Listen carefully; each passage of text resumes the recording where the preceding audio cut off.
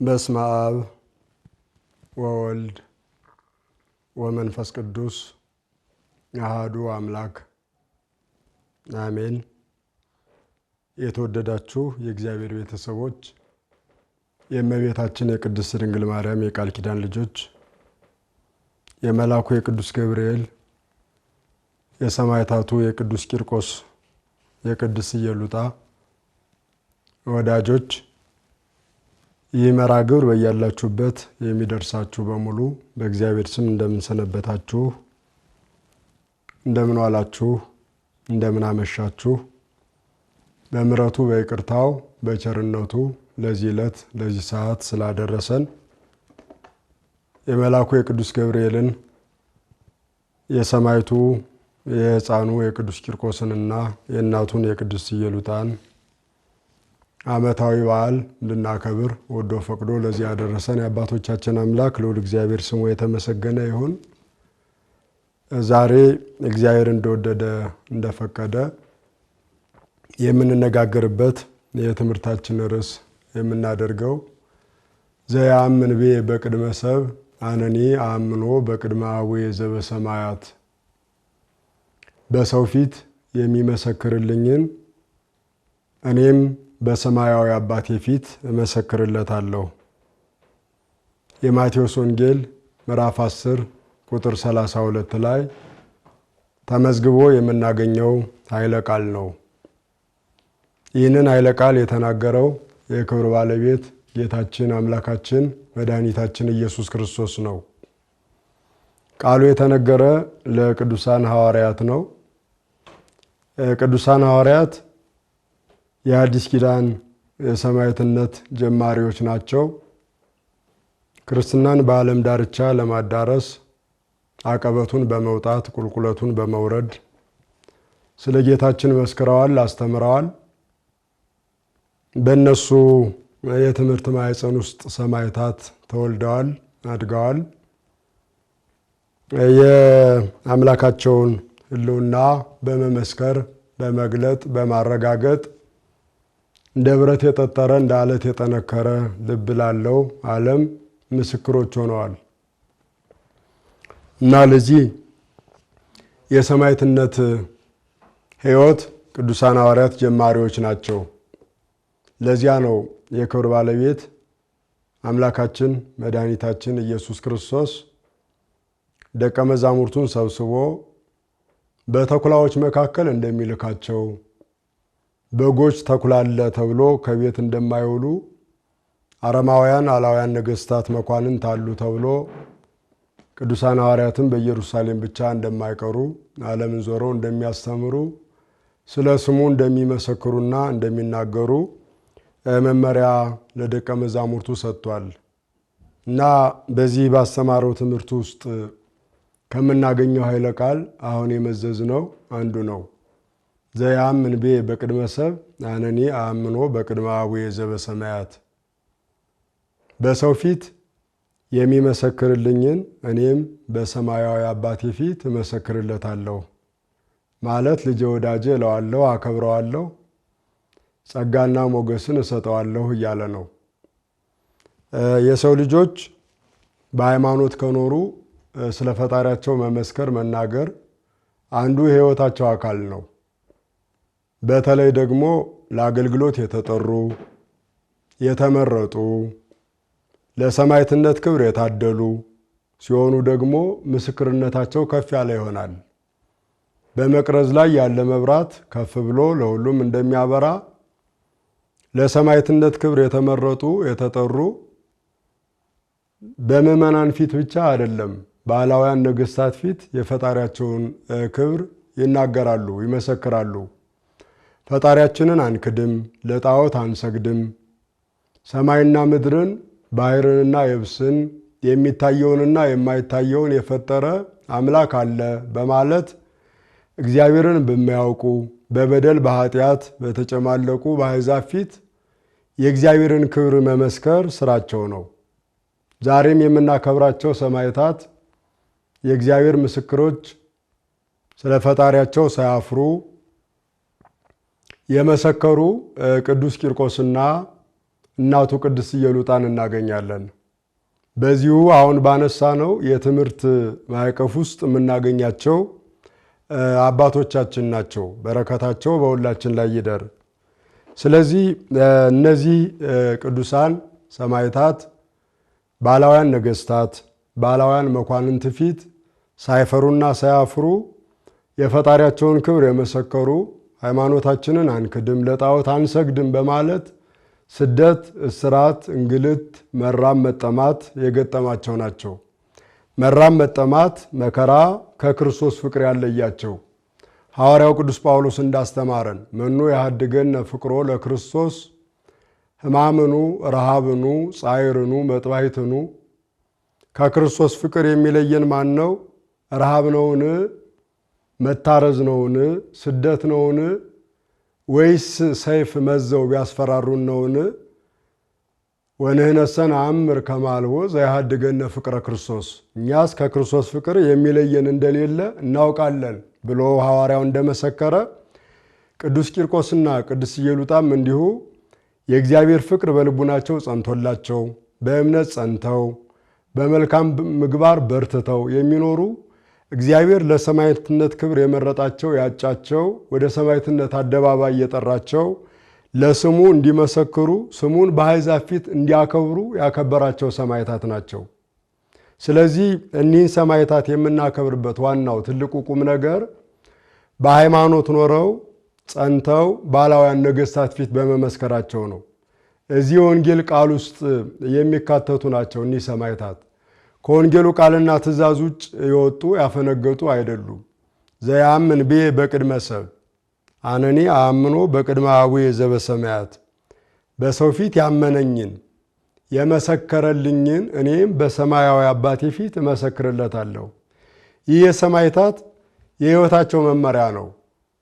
ሰይፍ በታጠቁ ስልጣን ባላቸው እንዲሁም ደግሞ ከሃይማኖት በወጡ ባፈነገጡ ፈጣሪያቸውን በካዱ ለጣዖት በሚሰግዱ አረማውያን ከሃዲያን ነገስታት ፊት በሰማዕትነት አደባባይ የሚሰጡት ምስክርነት ይህ ነው። እነሱ ለፈጣሪያቸው መስክረዋል። ስለ እነሱ የሚመሰክረው ደግሞ እግዚአብሔር ራሱ ነው።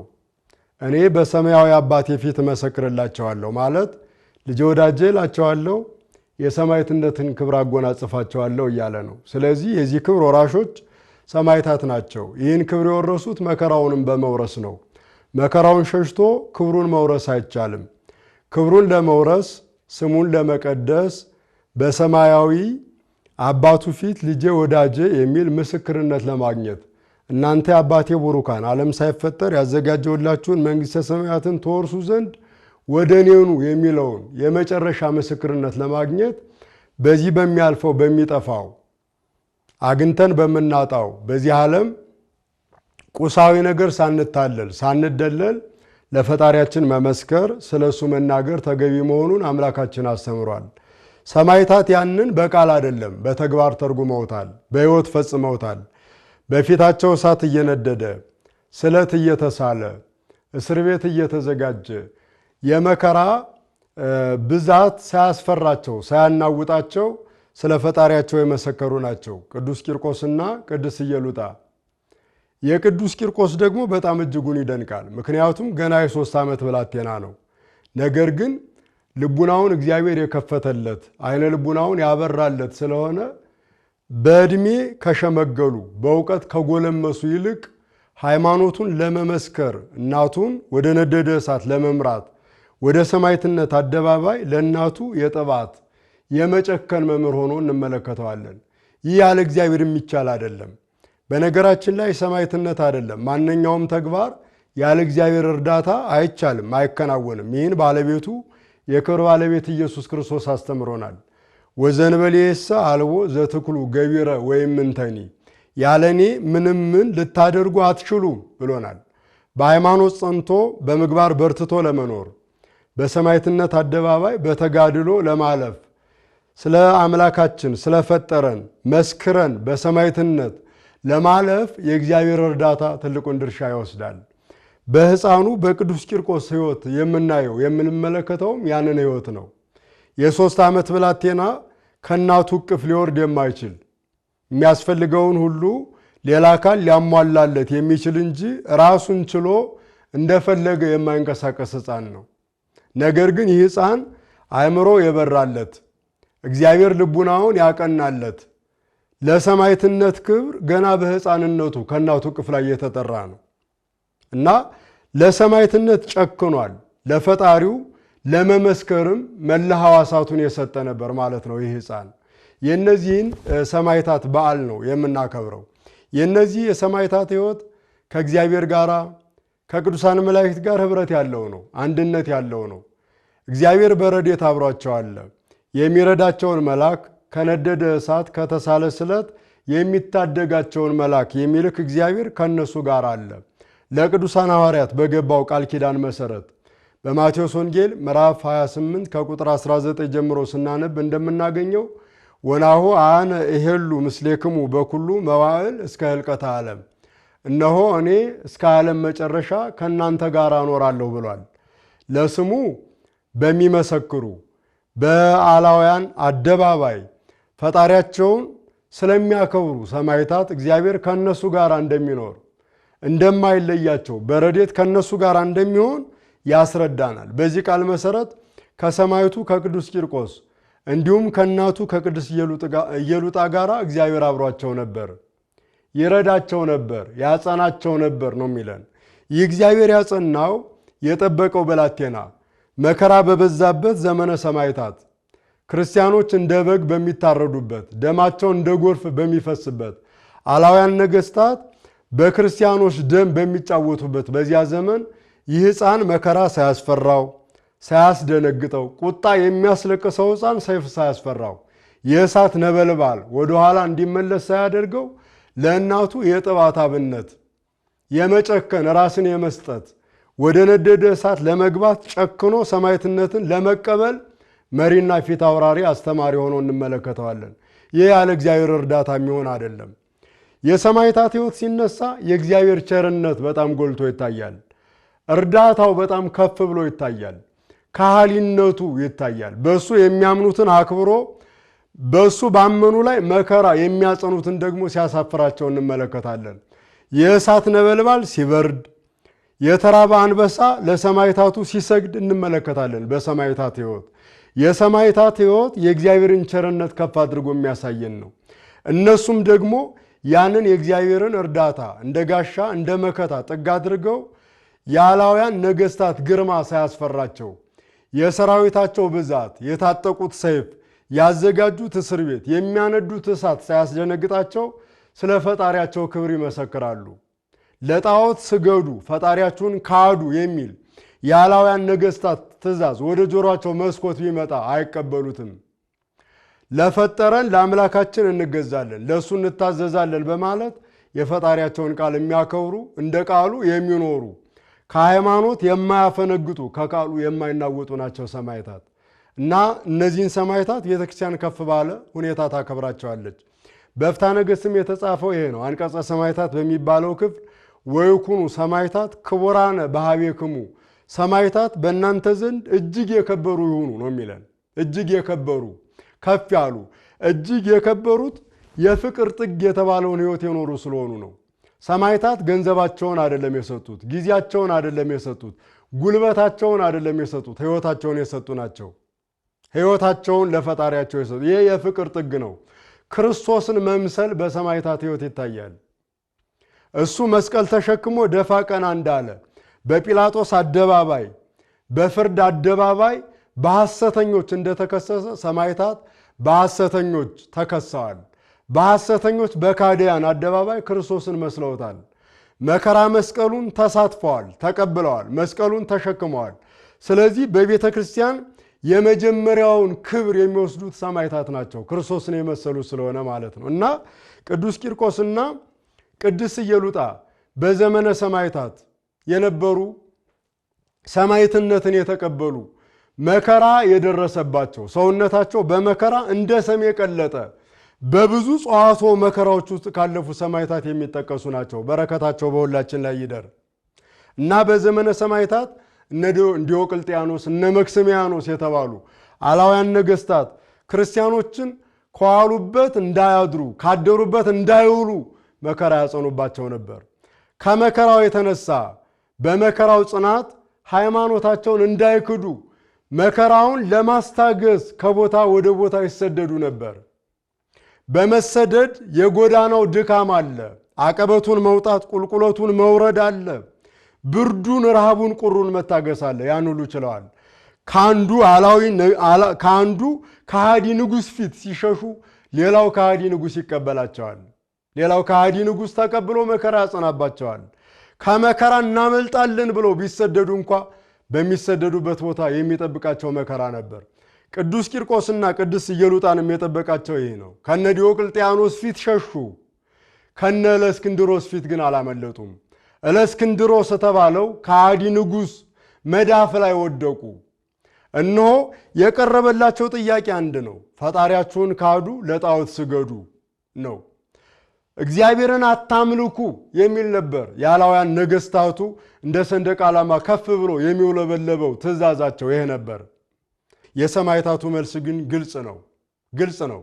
ፈጣሪያችንን አንክድም፣ ለጣዖት አንሰግድም። የነ ቅዱስ ቂርቆስ መልስ የሌሎችም ሰማዕታት ካንደበታቸው የሚፈልቀው ምዕመናንን በእምነት የሚያጸና አሕዛብን አረማውያንን የሚያስገርም ይህ ምስክርነታቸው ነበር። ይህ በዚህ ባነሳነው የወንጌል ትእዛዝ መሰረት የሚፈጸምና የተኖረ የተተገበረ ነው።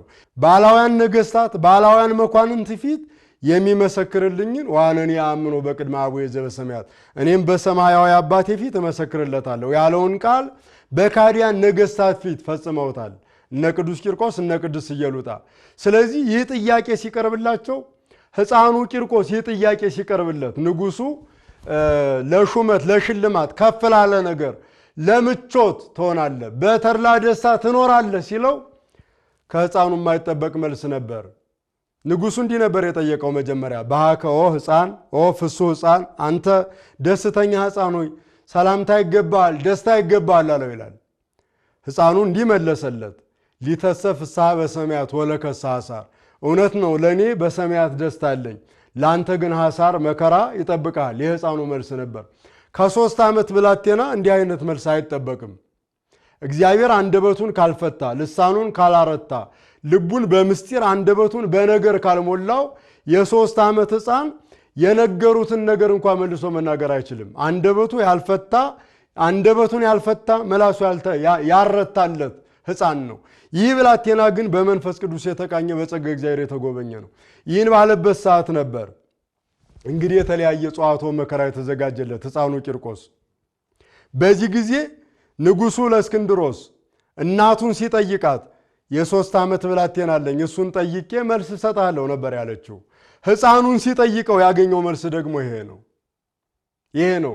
ስለዚህ ይህ ንጉሥ ያደረገው ምንድን ነው? እሳት አንድዶ በጋን በፈላ ውሃ ሊቀቅላቸው ሰውነታቸውን በእሳት ሊጠብሰው ነበር የሄደው። ነገር ግን ይህ ደግሞ ከእግዚአብሔር ኃይል በታች ነው፣ ከሚያምኑ ሰዎች አቅምና ጉልበት በታች ነው። ግልጽ ነው፣ ይሄ ይታወቃል። በሰማዕታት ሕይወት ያየነው ሕይወት ስለሆነ ማለት ነው። አላውያን ነገሥታት ጉልበታቸው እስር ቤት ነው፣ ጉልበታቸው ጨለማ ቤት ነው፣ ጉልበታቸው የነደደ እሳት ነው፣ ጉልበታቸው ሰይፍ ነው። በዚያ ነው የሚመኩት። ሰማዕታት ደግሞ ጉልበታቸው የእግዚአብሔር ኃይል ነው። የሚመኩት የሚታመኑት በአምላካቸው ኃይልና ብርታት እንጂ በጉልበታቸው አይደለም። ሃይማኖታቸው የነደደ እሳት እንደሚያጠፋ የእሳትን የሰይፍን የነበልባልን ኃይል እንደሚያበርድ ያውቃሉ፣ ይገነዘባሉ። እና ንጉሱ ያን እሳት እንዲነድ ካደረገ በኋላ ሕፃኑን ከእናቱ ጋር ወደዚያ ወደ ነደደው እሳት እንዲገባ ነበር ያደረገው። ስለዚህ ወደዚያ ሕፃን እናቱን እጇን ይዞ እየመራ ወደ ነደደው እሳት ወደ ፈላው ውሃ ወደ ጋኑ እየመራ ይዟት ሄደ ነው የሚለን እና ድምፃ ለጽህርት ከመነጎድጓደ ክረምት ይላል የቤተክርስቲያናችን ሊቅ ቅዱስ ያሬድ። የቤተክርስቲያናችን የምስጋና መሰረት የጋኑ የፍላቱ ድምፅ እንደ ክረምት ነጎድጓድ ይሰማ ነበር ነው የሚለን። ነገር ግን ይፈርህዎ ለእሳት ቅዱሳን ሰማዕት ሰማዕታቱ እነ ቅዱስ ቂርቆስ ደግሞ ያን የነደደውን እሳት የፈላውን ውሃ አልፈሩትም ነው የሚለን። አልፈሩትም። ምክንያቱም ኢትፍርህዎ ሙኬን ከለለ የቀትሉ ሥጋክሙ ወለነፍስክሙሰ ኢይክሉ ቀቲሎታ ወባሕቱ ፍርህዎሰ ለዘቦ ስልጣን ከመይቅትል ነፍስና ሥጋን መግደል በነፍስና በሥጋ ላይ መከራ ማድረስ የሚቻለውን እግዚአብሔርን ፍሩት እንጂ ነፍስና ሥጋን እንጂ ነፍስን መግደል የማይቻላቸውን አትፍሩ የሚለውን የወንጌሉን ቃል በሕይወት የሚኖሩ ስለሆነ ከዚያ ከነደደው እሳት ወደ ኋላ አልተመለሱም። ቅድስት ኢየሉጣ የነደደውን እሳት ስታይ ልቧ ፈርቶ ነበር። የውሃውን ፍላት ስትመለከት ልቡኗ መደንገጥ ጀምሮ ነበር። ነገር ግን ሕፃኑ እጇን ይዞ ዓይኑን ወደ ሰማይ ቀና አድርጎ ጥብኢኬ ሜን ፈጽም ገድለነ እምዝ ዳግመ ይንመውት ይላት ነበር፣ ያበረታት ነበር። እናቴ ሆይ አንድ ጊዜ ብቻ ጨክኝ፣ አንድ ጊዜ ብንሞት ሁለተኛ አንሞትም፣ አንድ ጊዜ ነው የምንሞተው ይል ነበር። ቀና ብሎ ወደ ፈጣሪው ይጸልይ ነበር። እግዚአብሔር አምላኬ ሆይ ቅርንጫፉን አድነ ግንዱን ታጠፋለህን? እባክህ የእናቴን ልቡናዋን ግለጥ፣ ልቡናዋን አብራ ይል ነበር ሕፃኑ። እነሆ በዚህ ጊዜ የቅድስት ኢየሉጣ ልቡናዋ አበራላት፣ የሰማያውያን የሰማዕታትን መኖሪያ ተመለከተች ነው የሚለን። ከዚህ በኋላ ወደ ነደደው እሳት ገቡ ነው የሚለን። ወደ ፈላው ውሃ ራሳቸውን አሳልፈው ወረወሩ። በዚያን ጊዜ ነው እንግዲህ የእግዚአብሔር ትድግና የመልአኩ የቅዱስ ገብርኤል እርዳታ ጠባቂነት ከነደደ እሳት የሚያወጣ ገናና መልአክ መሆኑ የሚገለጠው እዚህ ላይ ነው። ሰማዕቱ ሕፃኑ ይናገር የነበረው ቀደም ሲል የነበሩ ሰማዕታትን አብነት አድርጎ ነው። ለአናንያ ወአዛርያ ወሚሳኤል ዛዳህኖሙ ውእቱ ያድኅነነ፣ አናንያን ሚሳኤልን አዛርያን ከነደደ እሳት ያዳነ እኛንም ያድነናል። ይህ የሕፃኑ የሰማዕትነት ትውክልት የእምነቱ ጽናትና ብርታት በእግዚአብሔር ላይ ያለው መታመን የተገለጠበት ቃል ነው። የነደደ እሳት የሚያጠፋው አላውያን ነገሥታትን የሚያሳፍረው ይህ እምነት ነው። ዓለምን ድል መንሳት የሚቻለው በሃይማኖት ነው። በመሳሪያ ዓለምን ማሸነፍ አይቻልም። መጽሐፋችንም ይነግረን፣ ቅዱሳን ሐዋርያት ያስተማሩን ይህንን ነው።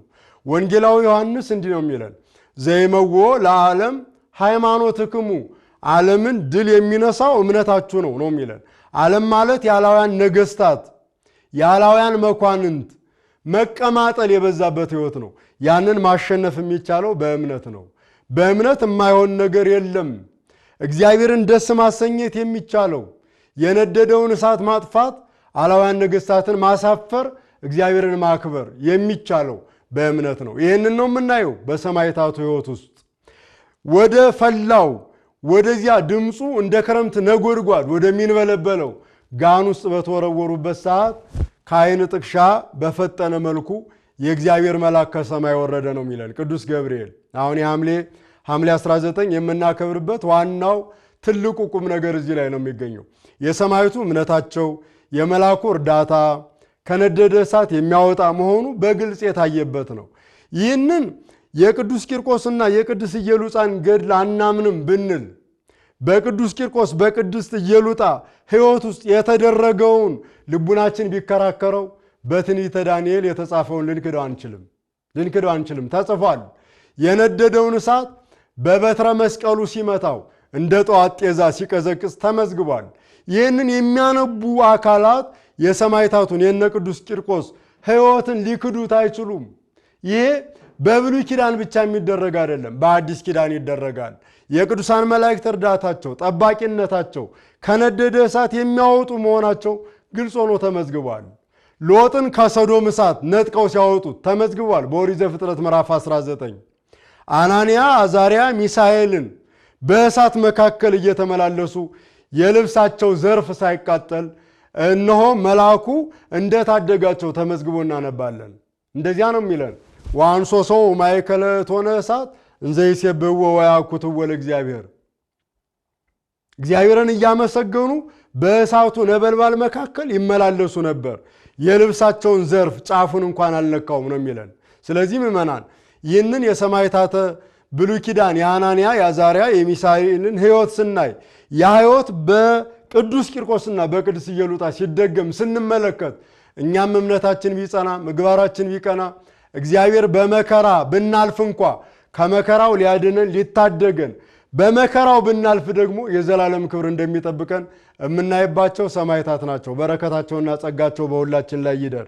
ስለዚህ ይህንን የቤተ ክርስቲያናችን ሊቅ ቅዱስ ያሬድ በልዩ ሁኔታ አመስግኖታል። ጥቡ ልቡ ለሕፃን እንዛሃሎ ውስተ መኮንን፣ የሕፃኑ ልብ በፍርድ አደባባይ ሳለ በመከራ ውስጥ በስቃይ ውስጥ ሳለ ጽኑ ነው፣ የጠነከረ ነው፣ በእምነት የጸና ነው እያለ ነው የሚያመሰግነው፣ እያለ ነው የሚያከብረው፣ ከፍ የሚያደርገው ይህን ሕፃን። ይቤሎ እግዚኡ ለሕፃን ይቤሎ ሕፃን ለእግዚኡ ዘመጠነዝ ገድለ ተጋዲሌ ምንተኑ ታሴኒ፣ ይህን ያህል ገድል ተጋድዬ ይህን ያህል መከራ ተቀብዬ የምትከፍለኝ ዋጋዬ ምንድን ነው እያለ ሕፃኑ ፈጣሪውን ጠየቀው ነው የሚለን። ፈጣሪው ለሕፃኑ እንዲመለሰለት ነው የሚል። ይቤሎ እግዚኡ ለሕፃን አሴከ ዛይኔሬ ወእዝኒ ሰማ፣ አይን ያላየውን ጆሮ ያልሰማውን በሰው ልቡና ያልታሰበውን ሰማያዊ ዋጋ ዘላለማዊ ጸጋ ሰጣለሁ ብሎ ፈጣሪው ለሕፃኑ ለቂርቆስ መለሰለት እያለ ነው የሚነግረን። ምልልስ ቃለ ምልልስ በሚመስል መልኩ አሳምሮ ተርጉሞታል። ይህ የሰማዕታት ሕይወት የእኛ እምነት እንዲጸና የእኛ ምግባር እንዲቀና መከራ ቢበዛ ፈተና ቢበዛ እሳት ቢነድ ሰይፍ ቢሳል እስር ሰንሰለት ቢበዛ ይህ የሚያልፍ የሰማዕትነት ክብር ደግሞ ዘላለማዊ መሆኑን የምንማርበት ነው። ስለዚህ የሰማዕታቱ ሕይወት ወንጌልን በተግባር የተረጎመ ያመሰጠረ የገለጠ እኛም ያንን እንድንኖረው የሚኖር መሆኑን የሚያስረዳን ነው። ስለዚህ የሰማዕታቱን የሕይወት ታሪክ መተረክ ብቻ አይደለም፣ መከራን መቀበል ያስፈልጋል። በመከራም ማለፍ ግድ ነው። መከራ ሲመጣ ለምን መከራ መጣብኝ ብለን መመረር የለብንም። መከራውን በጸጋ መቀበል ያስፈልጋል፣ እንደ ሕፃኑ ቂርቆስ እንደ ቅድስት ኢየሉጣ። ስለዚህ ያ መልአክ ወረደ፣ ያንን ይፈላ የነበረውን ውሃ መታው። ወኮነ ከመጠል ዘጊዜ ጽባህ፣ እንደ ጠዋት ጤዛ ቀዘቀዘ ነው የሚለን። ዛሬም እንደ እሳት የሚነደው መከራችን፣ በመከራ ውስጥ የሚያልፈው ሕይወታችን መከራው የሚያልፍለት እንደ ደመና የሚገፈፍለት በእግዚአብሔር ቸርነት በቅዱሳን መላእክት ረዳትነት ነው። ይህ ዛሬም አለ፣ ትናንትና ብቻ የነበረ አይደለም። ዛሬም በመከራ የሚያልፉትን እግዚአብሔር ይረዳቸዋል። ያኔ በሰማዕታቱ ሕይወት የተመለከትነው ዛሬም በሰማዕትነት ጉዞ ለሚጓዙ ሁሉ ይደረጋል፣ የተቋረጠ አይደለም። ይህንን ማመን፣ መረዳት፣ መገንዘብ የሰማዕታቱን ሕይወት በቅን ልቡና በትሑት ስብዕና ሆኖ መመርመር፣ የነሱን ሕይወት መላበስ፣ የሰማዕትነት ጸጋን ለመውረስ መዘጋጀት ከሁላችን የሚጠበቅ ትልቅ ቁም ነገር ነው። ይህንን ነው የሚያስተምረን። ይህንን የሰማዕታት ሕይወት መዝሙረኛው ቅዱስ ዳዊት በመዝሙር 65 ከቁጥር 12 እንዲገልጦታል። ወፈተንከነ ከመ ይፈትንዎ ለብሩር፣ ብርን በእሳት እንደሚፈትኑት ፈተንከን፣ በመከራ ፈተንከን። ወአባይከነ ውስተ መስገርት፣ ወደ ወጥመድ ወደ መከራ አስገባሃን ይልና አይለፍከነ ማእከለ እሳት ወማይ ወአውጻእከነ ውስተ ዕረፍት። አይለፍከነ ማእከለ እሳት፣ በእሳትና በውሃ መካከል አሳለፍከን። ወአውጻእከነ ውስተ ዕረፍት፣ ወደ ዕረፍት አወጣሃል። መከራው አለፈ፣ ተገፈፈ፣ ባህሩን ከፈልክልን፣ እሳቱን አበረድክልን እያለ በሰማዕታት ሕይወት እግዚአብሔር የሚያደርገውን እርዳታ ገልጦታል። ሐዋርያው ቅዱስ ጳውሎስ ለዕብራውያን ክርስቲያኖች በጻፈው አንቀጸ ሰማዕታትን በዝርዝር ባስረዳበት መልእክቱ በዕብራውያን ምዕራፍ 11 ላይ ከቁጥር 32 ጀምሮ ስናነብ የምናገኘውም ይሄንን ነው። እነሱ በእምነት የእሳትን ኃይል አጠፉ፣ የአንበሶችን አፍ ዘጉ እያለ ነው የሚገልጠው። አንበሳ ስጋ ነክሶ አጥንት ከስክሶ ደም ልሶ የሚኖር አንበሳ በሰማዕታቱ እግር ሲሰግድ ታይቷል። በነ ዳንኤል እግር ፊት እንደ ድመት ሲርመሰመስ ነው የታየው። ሲጎዳቸው አጥንታቸውን ሲያደቀው አይደለም የታየው። ይሄ ግሩማን አናብስትን የሚያገርም እንደ እንስሳ የሚያደርግ በሰማዕታቱ እግር ስር እንደ ቤት እንስሳ እንዲርመሰመሱ የሚያደርግ የእግዚአብሔር ኃይል አለ እና በሰማዕታቱ ሕይወት ይህን እናየዋለን። ለአምላካችን ለፈጣሪያችን ክብር መመስከር መናገር የዕለት ተዕለት ሕይወታችን ነው። የቤተ ክርስቲያን ሕይወት ነው። የሰማዕታት ሕይወት ነው። የሐዋርያት ሕይወት ነው። ቀደም ሲል የነቢያት ሕይወት ነው። ይህን ዛሬ ምዕመናን ይኖሩታል፣ ይተገብሩታል። የሚኖር ነው ልንኖረው የሚገባ ማለት ነው እና ዛሬ ሰማዕቱን የቅዱስ ቂርቆስንና የቅድስት ኢየሉጣን ከነደደ እሳት ያመለጡበትን ከመከራ የዳኑበትን የእግዚአብሔርን ማዳን ቸርነት የመላኩን የቅዱስ ገብርኤልን ታዳጊነት ተራዳይነት ያየንበት ዕለት ነው። የእግዚአብሔር ቸርነት የመላኩ የቅዱስ ገብርኤል ተራዳይነት የሰማዕታቱ የቅዱስ ቂርቆስ የቅድስት ኢየሉጣ በረከታቸው ጸሎታቸው ዛሬም ከሁላችን ጋር ይሁን። እንደ ሰማዕታቱ ጽናትን ብርታትን አምላካችን ያድለን። የሚነደውን እሳት መከራ አምላካችን በቸርነቱ በካህሊነቱ ያጥፋልን። ከሰማዕታቱ ረድኤት በረከት ይክፈለን። በሰው ፊት የሚመሰክርልኝን እኔም በሰማያዊ አባቴ ፊት እመሰክርለታለሁ። ስብሐት ለእግዚአብሔር ወለወላዲቱ ድንግል ወለመስቀሉ ክቡር። ይቆየን።